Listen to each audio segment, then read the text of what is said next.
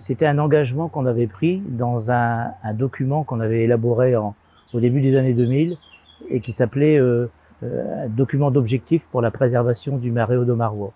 Et dans ce document, il y avait 4 orientations, 16 actions, et il y avait notamment une des actions qui visait à obtenir un label pour le marais. Parce qu'à l'époque, on s'était aperçu que le marais audomarois, c'est la zone humide la plus importante au nord de Paris, et que malgré tout, elle était très peu connue. Et donc, un des objectifs, c'était de la faire reconnaître au niveau national et au niveau international. On s'est engagé dans les réserves de biosphère au titre de l'UNESCO. On a décroché ce label en 2013.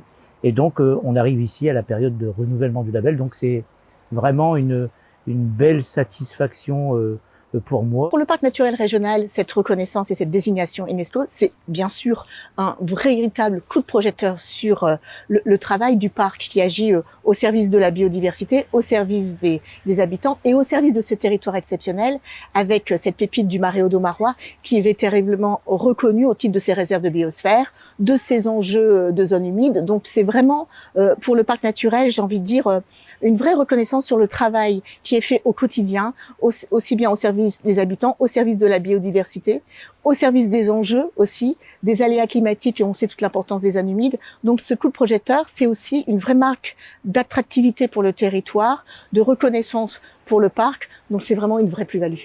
Cette reconnaissance de biosphère, c'est une reconnaissance collective de 111 communes au sein de la région des Hauts-de-France et pour mettre en valeur la biodiversité au sein de notre région.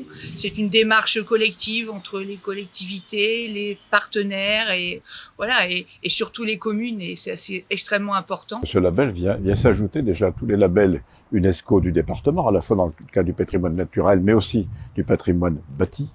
Je pense au label qui concerne les places d'Arras, qui concerne aussi naturellement bon nombre d'équipements du Pas-de-Calais remarquables, aussi sur le tourisme de mémoire aussi. Il faut regarder également Lorette, tout ce qui fait aujourd'hui l'attractivité également du département, qui fait de notre département le 6e département touristique de France.